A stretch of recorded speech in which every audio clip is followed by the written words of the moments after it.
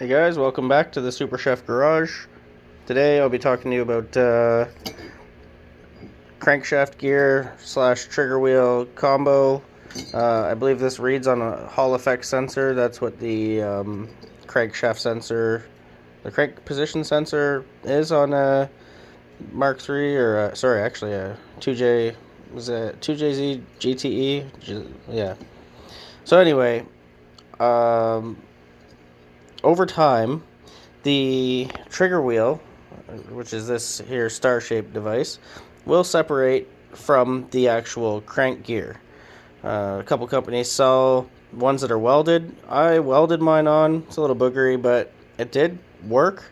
I just think that because I damaged it when I was reinstalling it on my engine, and it bent a little, it might be sending a different signal at higher RPMs.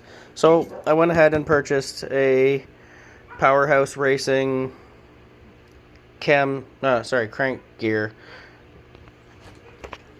So it comes traditionally boxed in a U-line type box here. Just go ahead and open this. I won't be upset if there's a sticker or something in there. The gear itself costs around $200, and a good portion of that was the 4-day shipping that I got on it. So it comes in this here little box, and that's there you go.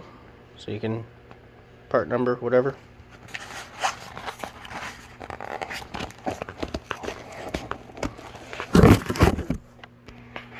Now there's your side-by-side comparison. This one is zinc coated. That's clearly from '93 when my 2J engine was released in Japan or produced or whatever.